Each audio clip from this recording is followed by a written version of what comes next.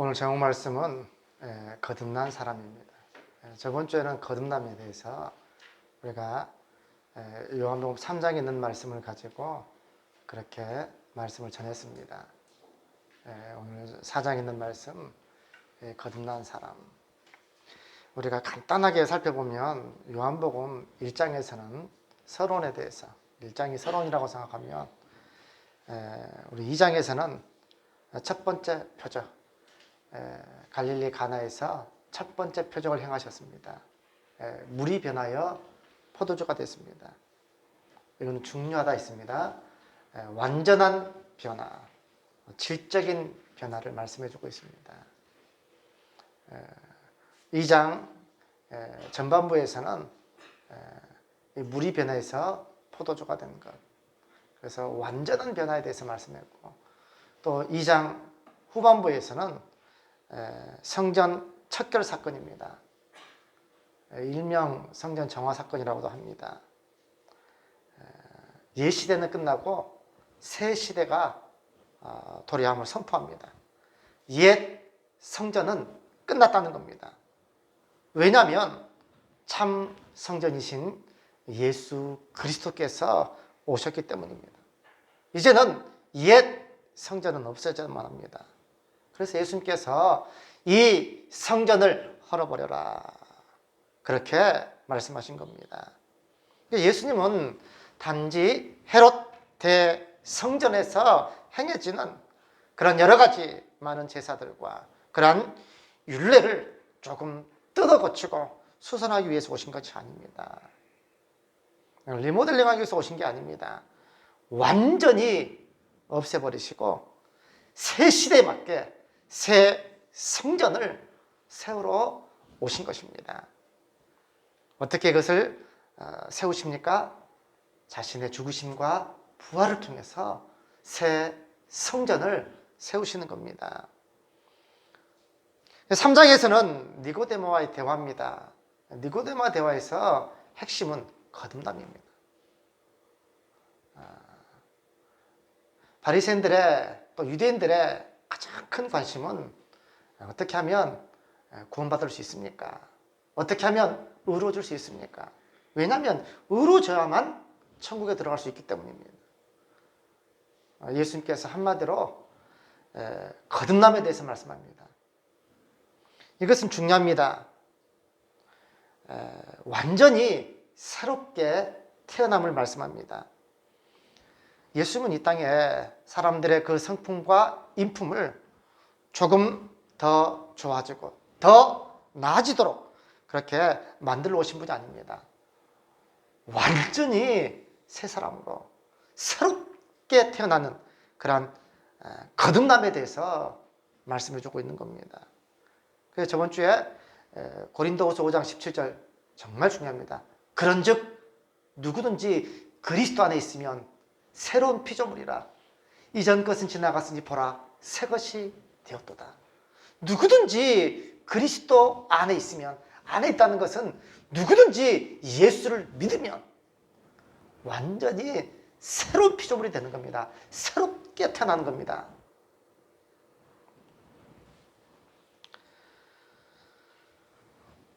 그래서 이 저번 주 시간에 이 거듭남, 새롭게 태어나는 것, 새롭게 탄생하는 것, 완전히 새롭게 태어나는 것을 말씀했습니다. 오늘 본문에서는 이렇게 완전히 거듭난 사람, 새롭게 태어난 사람이 있는데 그가 바로 수가성에 살고 있는 사마리아 여인입니다. 예수님께서 정오 12시에 한 여인을 기다리고 있습니다. 그 여인은 수가성에 살고 있는 사마리아 여인입니다. 6절 말씀 보니까 때가 제6시쯤 되었더라. 우리나라 시간으로 하면 정오 12시입니다. 성경에 나오는 그 시간은 전부 다 6시를 더하면 됩니다. 6시를 더하니까 정오 12시가 됩니다. 정오 12시면 가장 더운 시간입니다. 중동 날씨가 정오 12시 너무너무 뜨겁습니다. 50도가 넘는다고 합니다. 그래서 중동에 갔다 왔던 분들의 이야기를 들어보면 얼마나 뜨거운지 서 있을 수가 없다고 합니다. 그리고 일부러 나라에서도 중동에서 일했던 그 사우디아라비아나 또 이런 중동에서 일했던 분들의 이야기를 들어보면 이게 일부러 이게 온도 이걸 갖다가 올려주는데 스크린에 이렇게 다 보여주잖아요. 그런데 50도를 넘지 않도록 그렇게 일부러 올린다고 합니다. 그 이유가 뭐냐면 뭐 그 사람들은 다 알고 있고 관광객들을 위해서도 그렇고 여러 이유로 그렇게 한다고 합니다. 거기가 50도 넘어간다고 합니다. 우리나라 여름 생각해 보십시오. 30도만 넘어가도 뜨거운 너무 더워서 견딜 수가 없는데 이게 50도가 넘어갑니다. 예수님께서 이 사마리아 여인에게 물을 달라고 요청합니다. 거기 7절 말씀이 있습니다. 그랬더니 이 사마리아 여자가 당신은 유대인으로서 어찌하여 사마리아 여자인 나에게 물을 달라 합니까?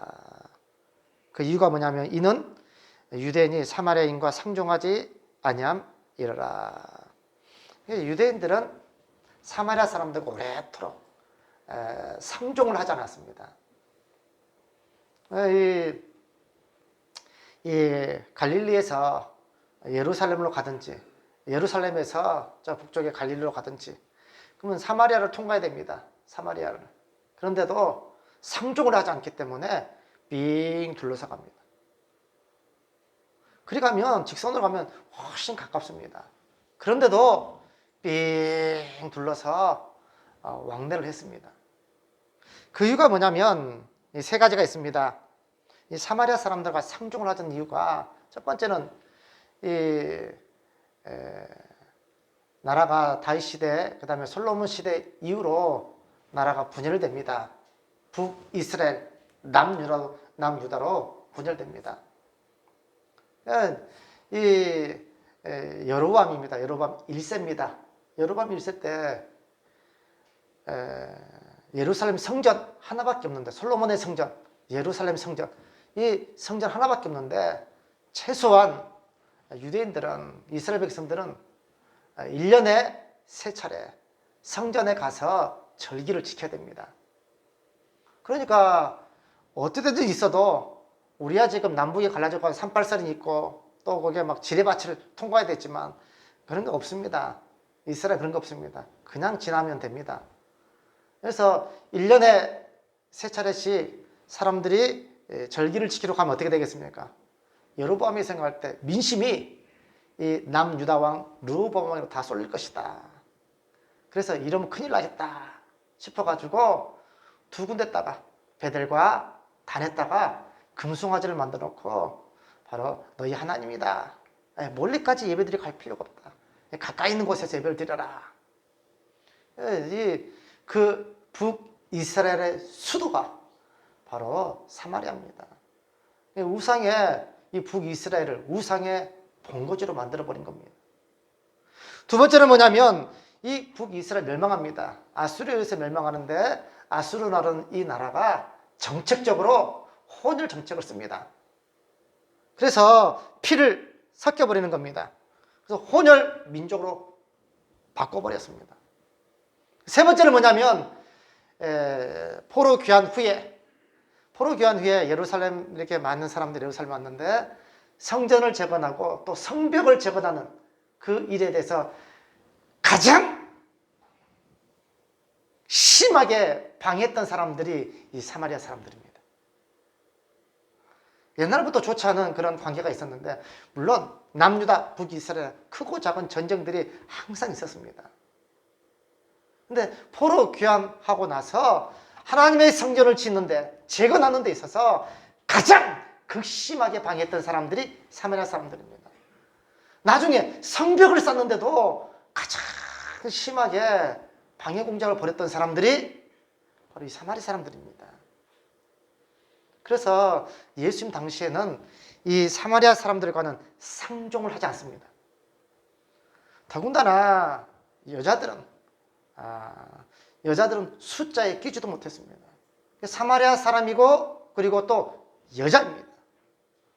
그리고 나중에 알고 보니까 전에는 남편이 5이 있었고 지금은 그냥 정부와 살아가는 겁니다. 제가 볼 때는 가장 이스라엘 가운데서 가장 뭐랄까 죄인이라 할까요? 가장 불쌍한 여인입니다. 예수님께서 의도적으로 일부러 사마리아 성에 들어와서 이 여인을 기다리고 있었던 겁니다. 그리고 물을 달라고 요청했던 겁니다. 이 여인이 당신은 유대인인데 어떻게 저에게 물을 달라고 합니까? 예수님께서 네가 물을 달라고 하는 사람이 누군지 알았다면 네가 그에게 고했을 것이고 또 그가 생수를 네게 주었으리라. 자, 우리가 여기서 요한복음 전체적인 말씀을 잠깐 상고해 보면 예수님은 항상 하늘의 것을 말씀합니다. 예수님은 영적인 것을 말씀합니다. 근데 사람들은 항상 생각하는 것은 땅의 것, 육적인 것만 생각합니다. 항상 그렇습니다. 오늘 본문에서도 예수님께서 하늘의 것, 영적인 이 말씀을 말씀하시는데 이 여인은 땅의 것, 육적인 것만 생각하는 겁니다. 여자가 여기는 물 기를 그릇도 없고 또 이 우물이 깊은데 당신이 어떻게 생수를 줄 수 있습니까? 당신은 야곱보다 더 큽니까? 예수님께서 이 물을 마시는 자마다 다 목마른다. 그러나 내가 주는 물을 먹는 자는 영원히 목마르지 아니하리라. 이 여인이 그런 물이라면 저에게 주십시오. 자기가 이렇게 멀리까지 이 물을 기르러 올 필요가 없지 않습니까? 그런 물을 저에게 주십시오. 우리가 생각할 때 옛날에 제가 여수에 살았는데 저희 동네에도 우물이 있었습니다. 근데 가까이 있습니다. 항상 동네 가까이 걸어가면 저희 기억으로는 집에서 한 1분, 2분 저희 집에도 우물이 있었고 동네도 우물이 있었습니다. 그래서 옛날에 이 두레라 그러죠. 그걸 갖다가 제가 이렇게 퍼가지고 우물을 갖다 길었던 기억이 있습니다. 근데 요령이 있어야 되잖아요. 이 딱 뒤집어가지고 딱 아니면 내려가가지고 나중에는 저 요령이 생기더라고. 할 줄 몰랐을 때는 뒤집어서 이게 잘 내려가야 되는데 나중에는 내려가지고 그냥 착착 이러면은 그냥 차삭 아마 이해하실 겁니다. 그러면은 그냥 이게 두레가 딱 엎어져가지고 그래서 물 한번 탁 담갔다가 붕덩 담갔다가 끄집 올리면은 쉽게 물을 기를 수 있었습니다. 그리고 깊지도 않았습니다. 그렇게 몇 미터 되지 않았습니다. 근데 유대인들은요 몇 킬로를 걸어갑니다. 몇 킬로를 걸어가야만 우물이 있고 제가 전에 한번 텔레비에서 이거 이스라엘은 아닙니다. 중동에서 그 우물을 갖다가 이렇게 보여주는 그런 다큐를 해가지고 본 적이 있습니다. 와 얼마나 깊은지요. 그 우물이 얼마나 깊은지 모릅니다. 정말로. 그래서 어떻게 이 우물을 팠는가 싶었더니 이렇게 쭉쭉 이거 우물이 있으면 이게 이렇게 이렇게 파는 겁니다. 계단처럼 쪼쪼쪼쪼쪼 조금 이렇게 계단을 파가지고요. 우물이 제 기억으로는 한 40m, 50m 되는 것 같아요. 그래가지고 이렇게 막 이 도루래입니까? 그걸 달아가지고 물을 기르더라고요. 여기도 보니까 이 동네에서부터 멀리 떨어져 있던 것은 분명하고 그리고 우물물이 깊다 하는 것을 볼 때 어느 정도 그런 것 같습니다. 자, 예수님께서 화제를 돌립니다. 왜냐하면 하늘의 것, 영적인 것을 말씀하는데 계속해서 이 여인은 육적인 것만 생각합니다. 그래서 내 남편을 불러오라. 몰랐겠습니까? 예수님 다 알고 계시는데. 그러니까 이 여인이 제 남편이 없습니다. 예수께서 네 말이 옳다. 내가 전에는 남편 5이 있었는데 지금 있는 남편도 네 남편이 아니니 네 말이 맞다. 얼마나 놀랐겠습니까? 자, 그래서 왜 이 여인이 그 때 끝에 정오 12시에 물을 기르러 왔는지 알 수 있습니다. 사람들의 손가락질을 받고 또 사람들의 눈을 피해서 물을 기르러 왔던 겁니다. 일반적으로 그 지역 사람들은, 이 중동에 있는 사람들은 물을 기를 때 해가 뜨기 전에 새벽에 물을 길든지, 또는 해가 질 때, 해만 지면 시원하다고 합니다. 그러면 그때 물을 기르러 갔습니다. 그런데 이 여인은 아주 특이합니다. 물을 기르러 가는데 가장 더운, 사람들이 피하는 가장 그 시간에 물을 길러 갔던 겁니다. 자, 이제는 우리가 알 수 있습니다. 바로 사람들의 손가락질을 받고 있었던 이 여인이었다는 걸 알 수 있습니다. 왜냐하면 남편이 전에는 5명이나 있었고, 다 바뀌었겠죠. 5이 있었고, 지금 있는 남편도 진짜 남편이 아닙니다.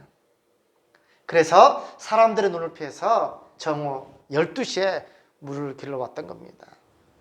자, 이랬던 이 여인이 거듭납니다. 이랬던 이 여인이 28절 본문의 말씀 보니까 물동이를 버려두고 동네로 들어가서 사람들에게 이르되 와서 보라 하는 겁니다. 와서 보라. 이분이 그리스도가 아니냐? 우리가 지금까지 기다리고 기다리던 그 메시아, 그 구원자, 그 그리스도가 아니냐? 와서 보라 하는 겁니다. 거듭남이라는 것은 새롭게 완전히 태어남을 말씀합니다. 세상 사람들과 이 존재가, 또 가치관이, 세계관이 다 바뀌어집니다. 이 여인의 삶이 예수를 만남으로 완전히 거듭나게 됩니다. 늘 평생을 숨어서 사람들의 눈을 피해서 그렇게 살았던 이 여인이 예수를 만나고 나서 와서 보라, 바로 이분이 그리스도가 아니냐, 예수를 증거하는 삶을 사는 겁니다. 거듭났다는 것은 이와 같은 겁니다. 새롭게 태어나는 겁니다. 과거의 삶이 어땠든지 간에 그것이 중요하지 않습니다. 이 여인을 보십시오. 이 여인은 바로 사마리아 사람입니다. 유대인들이 아예 상종을 하지 않습니다. 그리고 사마리아에 살고 있는 이 여인입니다. 그리고 남편을 5번이나 바꿨습니다. 그리고 지금 있는 그 사람도 남편이 아니고 그냥 살고 있습니다. 그랬던 사람이 예수를 만나고 새롭게 태어나는 겁니다.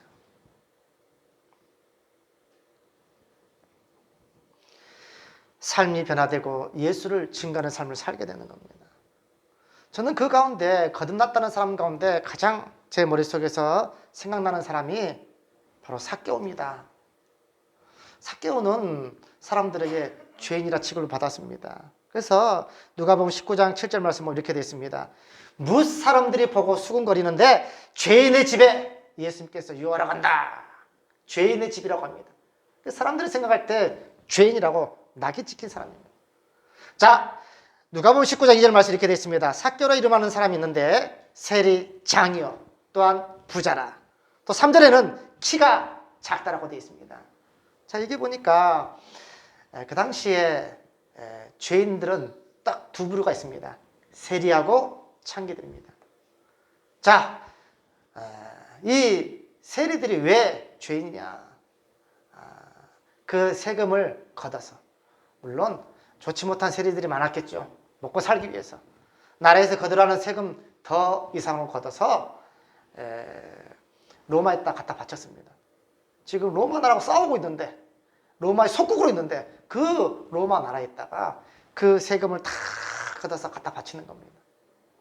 그러니까 사람들이 죄인이라 취급했습니다. 그런데 그 세리 중에서도 세리장입니다. 세리장. 그리고 부자라. 또 거기까지 더해서 키가 작습니다. 사람들이 얼마나 볼 때마다 수근수근 거렸겠습니까? 저 나쁜, 죄인. 얼마나 수근수근 거렸겠습니까? 그 사람이 지나갈 때마다 사람들이 수근수근 손가락질했을 것입니다. 돌감람나무에 옛날 뽕나무라 했습니다. 돌감람나무 올라가 있던 이 삭개오에게 예수님께서 삭개오야 내려오너라. 오늘 내가 너희 집에 유하여야겠다. 얼마나 은혜스러운 장. 저는 이 장면이 너무나 은혜스럽습니다. 삭개오야 이름을 부를 때 저는 이 장면이 너무나 은혜스럽습니다. 왜냐하면 누구도 자기 이름을 불러주지 않습니다. 다 손가락질하고 다 죄인이라고 이렇게 낙인찍혀서 부릅니다. 누구도 자기 이름을 불러주지 않습니다. 그런데 그 자비로우신 예수님께서 삭개오야 내려오너라. 오늘 내가 너희 집에 유하여야겠다. 얼마나 은혜스러운 장면인지 모릅니다. 그 키 작은 삭개오가 급히 내려와서 예수님을 영접하여 자기 집까지 모십니다. 삭개오의 놀라운 변화가 일어납니다. 이 누가복음 19장 8절 말씀 보면 예수님께 보십시오. 내 소유의 절반을 가난한 사람들에게 나눠주겠습니다. 그리고 만일 누굴 것을 속여서 빼앗은 일이 있다면 4배나 제가 갚겠습니다. 거듭남의 증거입니다. 예수를 만나서 새롭게 태어났다는 증거입니다. 자, 그 증거로 예수님께서 10절 말씀 그러죠. 예수께서 이르시되 오늘 구원이 이 집에 이르렀으니 이 사람도 아브라함의 자손이미로다. 자, 이 말씀을 볼 때 이 삭개오가 거듭났다는 또 하나님 나라의 그러한 백성이 되었다는 그 증거가 되는 겁니다.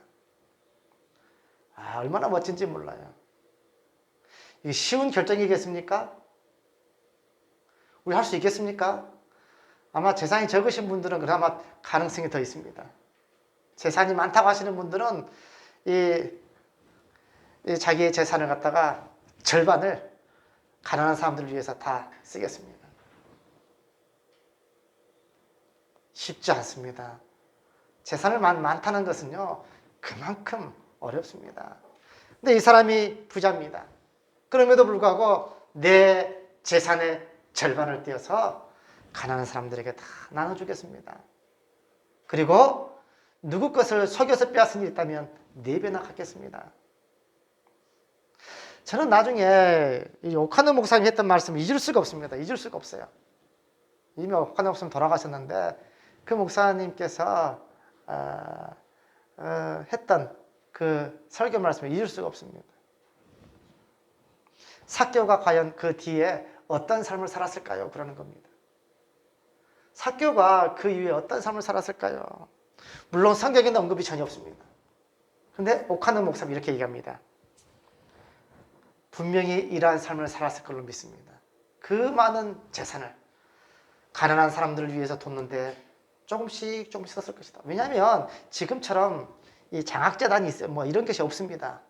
그렇기 때문에 자기 재산을 가난한 사람들이 누가 가난한가 찾아봐서 그 가난한 사람들을 위해서 조금씩 썼을 겁니다. 사람들의 인식이 완전히 바뀌어지는 겁니다. 전에는 삭개로 이름도 부르지 않습니다. 저 죄인이라고 낙인찍히고 소곤소곤했던 사람들이 이제 삭개오만 오면 고개를 숙이고 그를 존경하고 사랑했을 겁니다. 어려운 사람들을 찾아가서 자기의 재산을 아낌없이 나눠줍니다. 아마 그 동네에서 아마 유명 인사가 됐을 것입니다. 안 봐도 뻔합니다. 자, 예수 믿는다는 것은 이와 같은 겁니다. 완전히 거듭난 사람입니다. 완전히 새롭게 태어난 사람입니다. 세상에서는 돈이 가장 큰 가치고 돈이 가장 중요합니다. 그러나 우리는 그 세상에서 가장 귀하다고 하는 그 돈도 버릴 수 있어야 됩니다. 주님의 나라를 위해서 얼마든지 버릴 수 있어야 됩니다. 심지어는 주님께서 우리의 목숨까지 원하신다면 아낌없이 내어놓아야만 합니다. 아낌없이 내어놓아야만 합니다. 그들이 바로 예수 믿는 사람이고 완전히 거듭난 사람들입니다.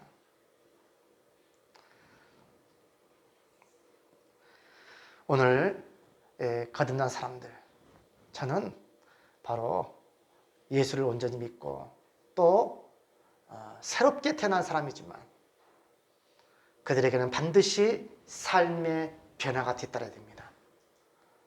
그들이 온전히 거듭난 사람의 증거입니다.